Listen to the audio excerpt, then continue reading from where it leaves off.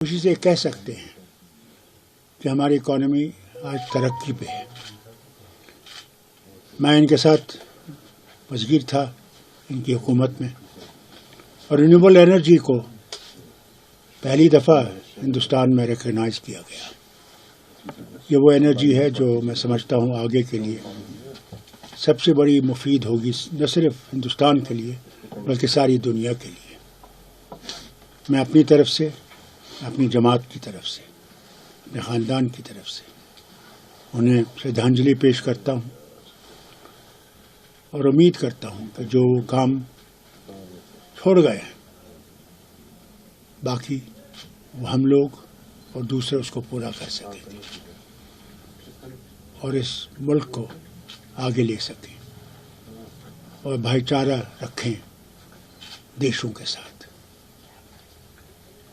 Doctor साहब, चूंकि जैसे आपने खुद कहा एक इकोनॉमिस्ट थे, क्योंकि ऑक्सफोर्ड यूनिवर्सिटी उनकी फिलॉसफी भी थी और कैम्ब्रिज यूनिवर्सिटी उन्होंने जो इकोनॉमी में एक अलग ही एक्सपीरियंस ली थी, जिसकी वजह से हमारे मुल्क की सालमियत एक अलग लेवल पर आ गई थी। एक ऐसा भी वक्त मुल्क में आया था जब मनमोहन सिंह के बारे में काफी क्रिटिसिज्म किया गया था, जब उन्होंने अपना सोना गिरवी रखा, लेकिन उसकी काबिलियत ने ना वो सोना बल्कि उन कर्जों से भी मुल्क को मुक्ति दिलाई।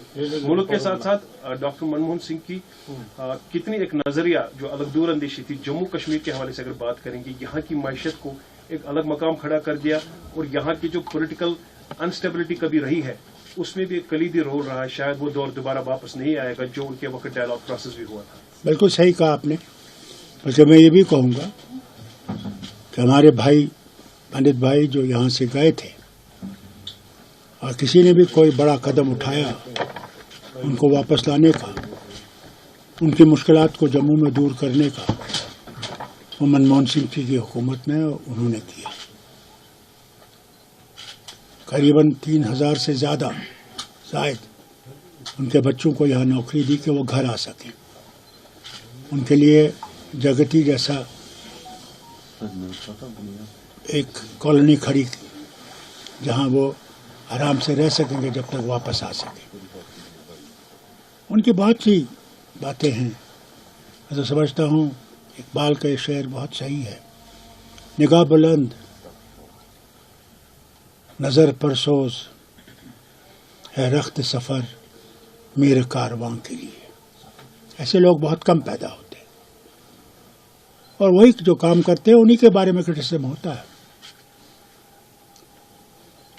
और अल्लाह से मांगता हूँ कि उनके घर वालों को, उनकी बेगम को, उनके बच्चों को शांति दे कि वो दुख बर्दाश्त कर सकें और कभी ये न भूलें कि उन्होंने जो कुर्बानियाँ इस वतन के लिए दी हैं वो रायगा नहीं जाएंगी। डॉक्टर साहब, आप उनके साथ फेलो मेंबर ऑफ पार्लियामेंट भी थे, उनकी सरकार में मंत्री भी थे। कोई ऐसा किस्सा, कोई ऐसा एनेक्डोट जो आपके जहन और दिल के सबसे करीब हो, जो उसको आप हमेशा याद रखेंगे जब भी मनमोहन सिंह का नाम? मैं समझता हूँ कि ये वक्त नहीं है कि मैं ऐसी बात कहूँ। फिर मौके आएंगे जब मैं आपसे बात करूँगा। आज तो इसी पर छोड़ दीजिए।